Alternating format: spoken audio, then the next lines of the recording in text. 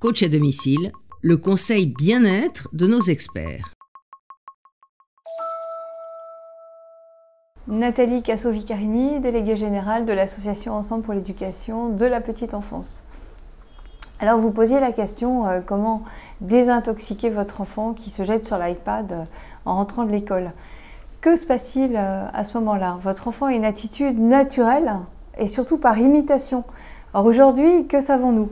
Le cerveau et la vision du jeune enfant sont immatures, complètement immatures avant l'âge de raison. L'usage régulier et prolongé des écrans est néfaste pour son développement. Alors quand on est parent ou professionnel de la petite enfance, on souhaite évidemment adopter la meilleure posture avec nos enfants. Donc que faire? Quelle est la recommandation des spécialistes?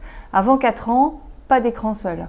Après 4 ans, à des moments choisis et pas plus d'1 heure par jour. On peut adopter la règle des 4 pas. Alors pas le matin, pas avant de se coucher, pas pendant les repas et pas dans la chambre de l'enfant.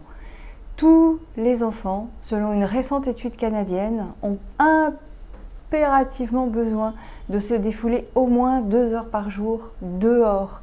C'est excellent pour leur cerveau et très bon pour le développement neuronal.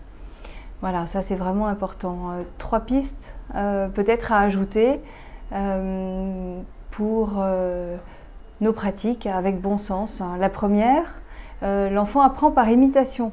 Et comme il apprend par imitation, évidemment, c'est bien de commencer à s'appliquer la règle à soi-même, c'est-à-dire déposer les écrans dans un tiroir quand on rentre à la maison et échanger sans filtre et sans écran avec son enfant. La deuxième, installer des rituels apaisants en rentrant de l'école, se parler, faire des câlins, se défouler dehors évidemment, goûter et puis jouer.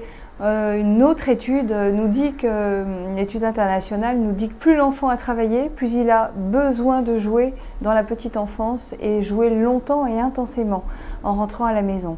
La troisième, chez l'enfant déjà addict, 1 mois de sevrage total suffit à renouer avec une vie sereine et des relations complètement apaisées dans la famille et avec les autres. Alors que faire à la place de l'écran? C'est pas facile, mais partager un moment paisible ensemble, c'est naturel. Jouer, faire participer l'enfant au quotidien de la maison, la préparation du repas, la lessive, l'entraide et ne pas hésiter à lui donner des petites responsabilités. Plus il se sentira acteur de son environnement avec les autres, plus il sera heureux et il se détachera du virtuel pour mieux se connecter au réel. À bientôt sur le HuffPost.